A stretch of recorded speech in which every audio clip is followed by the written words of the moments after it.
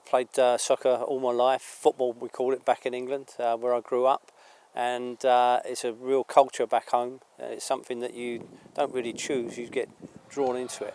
I was taken over to watch, my team's Arsenal, and I was taken over to watch the Arsenal by my dad when I was probably 5 or 6, and just the whole stadium, the feel of the stadium, the passion from the fans, the singing, the chanting, it's just something else. It just grows on you. And that passion for the game, I loved it. And that's just instilled in you. And that's what I try to put across to the young players, especially in the US and Canada, is have a passion for the game. Somebody got me involved in coaching a youth team, enjoyed it, worked my way through all my coaching licenses, and got into the game from there. I worked at the Olympic Development Program in the US, director of coaching for many different clubs, and then finally got into the professional game, where I coached for 10 years in the US.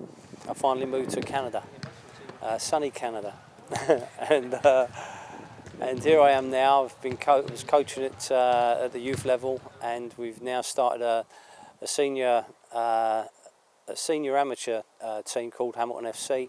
The PDL division of the USL is the most scouted league by the Major League Soccer, and so it's a great opportunity, it's a great platform for players to move on to the next level. So I'm happy to be involved in that. And I've also been working with Curva Coaching, who are also a program which has got a focus on developing players and skills and young players. And I've been with them since 1993. I guess you look at your successes, and and seeing the players move on to higher clubs and better leagues. That's what really gives you the high as a coach, is that you've had some kind of influence on the players and help them progress to the next level.